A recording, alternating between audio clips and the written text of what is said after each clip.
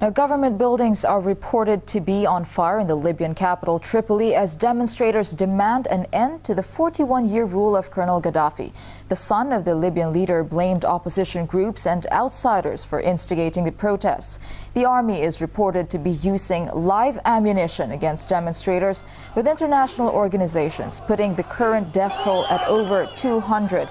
In a televised national address, Saif al-Islam Gaddafi said this number was exaggerated, also dismissing reports that his father has fled the country. Meanwhile, the unrest continues to spread further through the region, with protests in Yemen, Bahrain and Morocco. Regional expert Adrian Salbucci says that global dominance groups are behind the wave of revolts.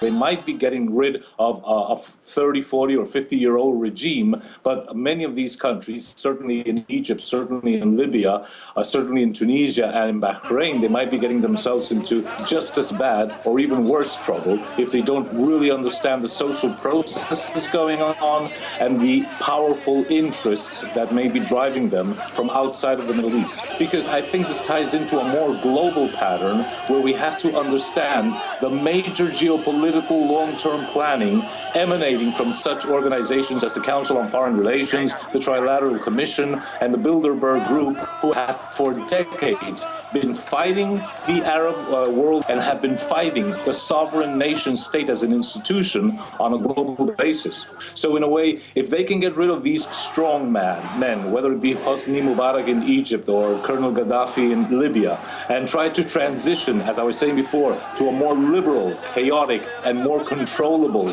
Western-style democracy, that would serve their interests. So I think we have to be very careful about the various readings that we make of this. It's very important that both the protesters on the one side and the government on the other side, whether it be in Egypt, whether it be in Libya, whether it be in Bahrain or in Tunisia, should understand the powerful social forces they are up against, the psychological warfare tactics that are being used, and they should not allow themselves, either side, to be used by interests and objectives which are completely outside the interest of the Libyans or the Egyptians or the Tunisians or the Iraqis or just about any country that is having such turmoil in the Middle East at present.